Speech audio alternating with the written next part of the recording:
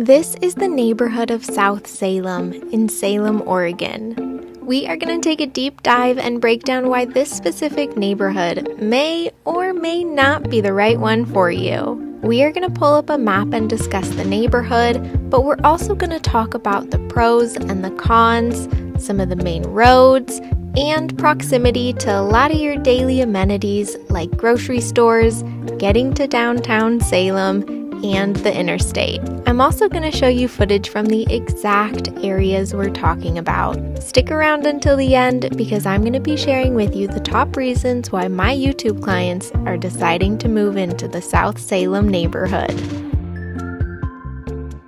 If we haven't met yet, I'm Clarity Odd, a local real estate agent who relocated to Salem just like you. Now I make videos for you, my future clients. My husband and I, we purchased a home in the wrong part of Salem when we first moved here, and now it's my goal to help you avoid making the same mistakes that we did.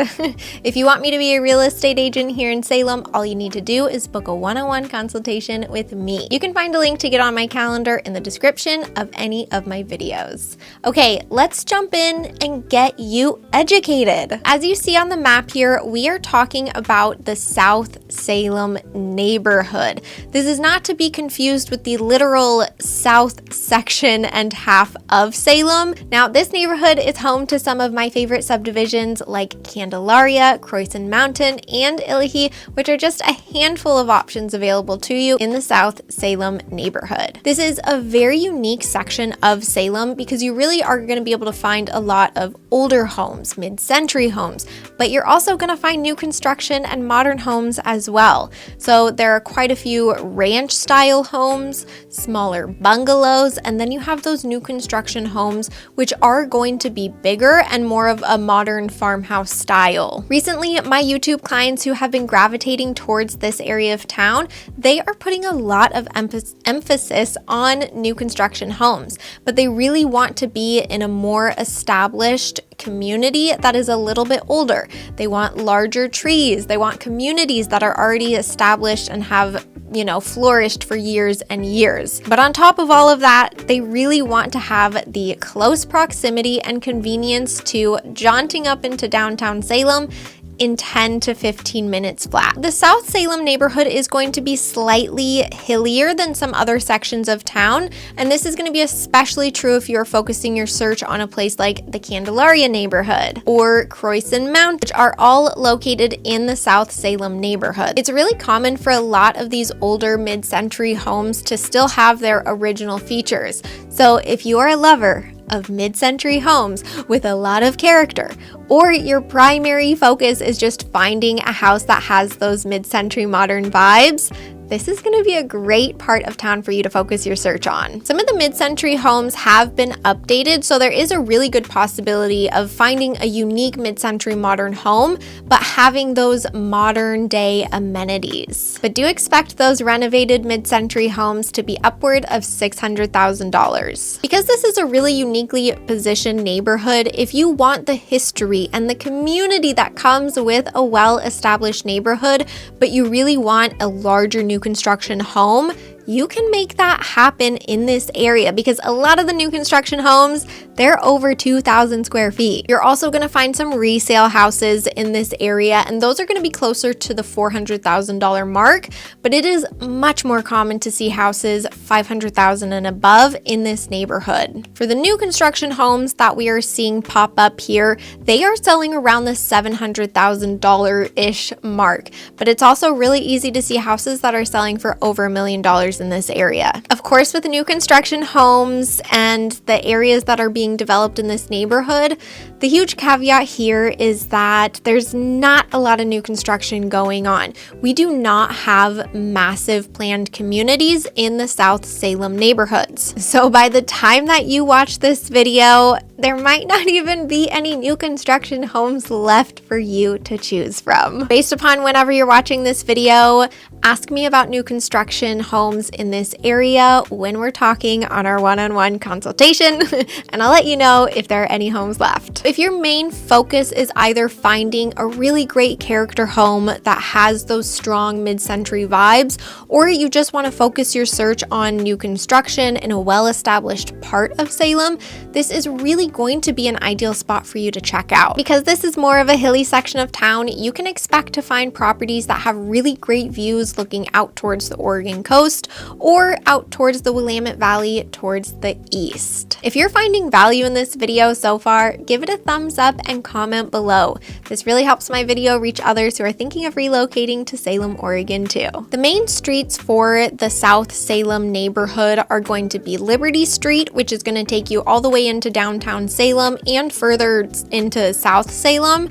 And then you also have River Road, which is going to scoot alongside this neighborhood and the Willamette River. Let's first talk about River Road. So River Road is going to be the main road that connects you from the South Salem neighborhood into downtown Salem. But it's also going to be your access point if you're looking to get into Independence or Dallas or Monmouth. River Road is a very popular road for people who live in this neighborhood in the South Salem area. This is also going to be the road that connects you to Minto Brown Park, which is located right here and has a great off-leash dog area for all of my doggy owners out there. And if you're somebody who's like, hey, I don't have a dog, but I sure do like golfing, well, then you're going to have quick and easy access to Salem Golf Club, which is right here and conveniently located off of River Road. River Road does not have things like grocery stores or retail shopping. It really is just a road that connects you from downtown Salem and then into some of the kind of southern tips of this neighborhood. The other road that you're probably going to be using a whole heck of a lot if you live in this area of town is going to be Liberty Street. As you can see here on the map, Liberty Street and Commercial Street, they join up together right here at this point. Liberty Street is going to be one of your main access roads into this South Salem neighborhood, but it's also going to be the main access point for you to travel to things like your grocery stores and any retail shopping that you might need, or it's an alternative way that you can get into downtown Salem. Liberty and Commercial Street, they join up together, and that is super handy because Liberty Street has a lot of retail, but Commercial Street also has a whole heck of a lot of retail and grocery shopping. So you're going to have your Fred Meyers and your Trader Joe's right off of Commercial Street. So overall, Liberty Street is really just conveniently connected to a lot of other main arteries in Salem. You're also going to have access to Coldwell Street from Liberty Street, so that you can get to things like Costco. Almost all of the grocery stores and shopping and restaurants that you're gonna find in the South Salem neighborhood, they really are gonna be directly off of Liberty Street. So on Liberty Street, you are gonna have things like Roth's grocery store, you have Acme Cafe, you have the French Press, which is a cafe and a crepe shop, and then you also have some of my favorite spots like McMinimums, which is great for beer and tater tots. And people watching. People watching is also great there. Liberty Street, Commercial Street, Coldwell Street, these are all main arteries of Salem, and in the South Salem neighborhood, you are going to have incredibly convenient access to all of these roads. But it is really important to be mindful that in the South Salem neighborhood, you're not going to have grocery stores or cafes that you can really walk to. There are a few little pockets of areas that you can definitely like walk to Acme Cafe, but for the most part, you are going to be dependent on your car to travel to these bigger roads that then connect you to the major retail, grocery shopping, and food areas or restaurants, that's those things are called, of restaurants around Salem. So do be mindful that you are likely going to need your car in the South Salem neighborhood. You are going to be about 12 to 17 minutes away from Costco, and you're also going to be about 15 to 20 minutes away from the I-5 corridor by car, of course. One of the biggest challenges to this neighborhood is if you are somebody who is depending on the I-5 corridor, you can have a little bit frustrating of a time winding your way through the residential neighborhoods in this South Salem neighborhood to actually get out onto some of these main roads like Coldwell and Commercial and on Liberty Street, which can then connect you into Interstate 5. So if your main focus is ease of commutability to Interstate 5, this neighborhood might feel a little bit cumbersome over time. If you're thinking to yourself like, gosh, Clarity, that's a whole heck of a lot of information. Do you expect me to remember any of that? Well, the answer is no, friend. I don't expect that you remember any of this. But what you do gotta remember is that when you are ready to pull the trigger and you've decided, yes, I'm relocating to Salem and I am purchasing a house, well, book that one-on-one consultation with me so that I can help guide you towards the right neighborhood, and you don't have to remember anything else that I said. If you want to get on my calendar, just go to the description of this video and click that little one-on-one consultation link. I talked about the worst kind of drawback to this neighborhood and the fact that it's a little bit far away from Interstate 5, but one of the best amenities about this neighborhood is the fact that you are so stinking close to Minto Brown Park, which is a really great park positioned along the Willamette River, and it's great for taking your dog to go play in that off-leash dog park that I mentioned earlier, or taking your favorite human for a walk, or maybe both at the same time. Minto Brown is a really great park, and it is super accessible to you if you live in the South Salem neighborhood. All you gotta do is jump onto River Road, and then voila, the park is right there. Even though this park is pretty close to the South Salem neighborhood, it's not really one that you can walk to. So definitely expect to hop in your car to get to this park.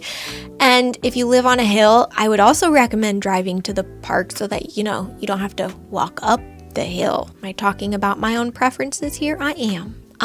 My YouTube clients who are really putting an emphasis and focus on the South Salem neighborhood, they tend to fall into two categories. They either want a new construction home that is close and convenient to downtown Salem in an already established neighborhood, or they're wanting a mid-century or character home in this neighborhood. Because this neighborhood has older vintage character homes, new construction homes, is a really well-established neighborhood, super convenient to getting to downtown and other amenities around town, you are gonna need to have a higher budget to actually purchase a home in this neighborhood in most circumstances. This is gonna be especially true if you are looking for a new construction home or a larger character home in this area. It is very common for homes in this area of town to be upwards of the $1 million mark.